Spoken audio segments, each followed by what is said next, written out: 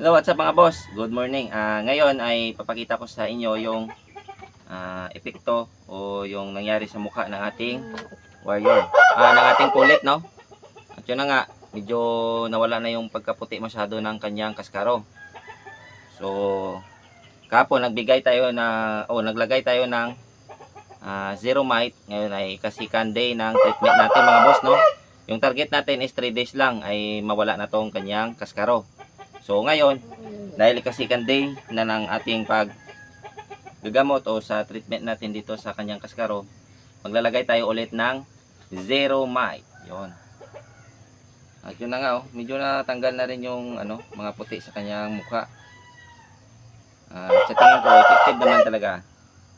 At sinishare ko lang din sa inyo mga boss dahil ito ay nagawa ko na rin dito dati sa aking muntimanukan. Ngayon, dahil mayroon ganito yung aking pulit o yung aking broden, ngayon, i-treatment natin siya at i-share ko sa inyo kung paano yung treatment na ginagamit ko o ginagawa ko para na i-share ko rin sa inyo yung aking kaalaman o munting kaalaman sa pag-treatment ng kaskaro. Ngayon, ito na yung ating zero mite.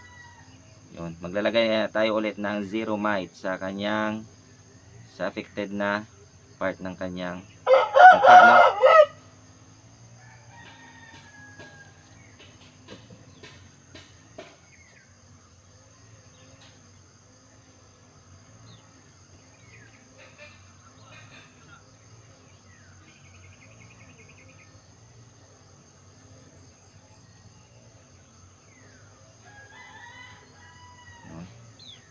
Sa kabila naman mga boss,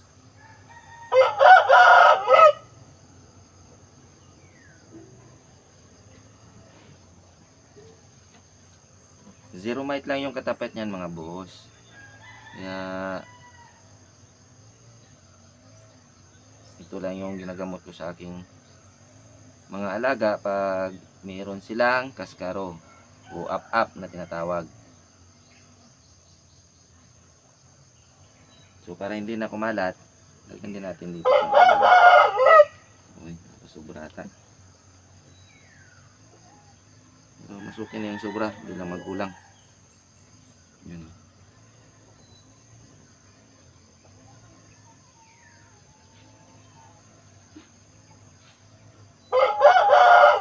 Lagyan na natin yung kanyang palong para na hindi na kumalat o dumami pa yung kanyang kaskaro mga boss.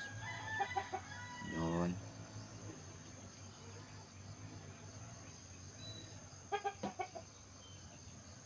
So ikasikan day na natin ngayon mga boss sa pag-treatment o sa paggamot ng kaskaro ng ating pulit. Ilagay natin yung sa gilid ng kanyang mata, yung sa kilay niya.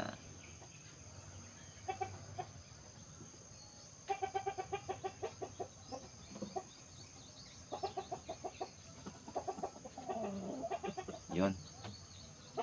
So, no animals were harmed in making of this video. Yun. Yun nga mga boss, naluluha siya kasi mapait siguro to. Dahil nga, shampoo pa rin ito kahit papaano. Yun.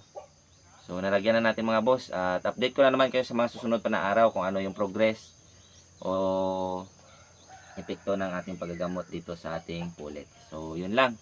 At maraming salamat para sa mga subscribers ko, sa mga sulit na sumusuporta sa akin.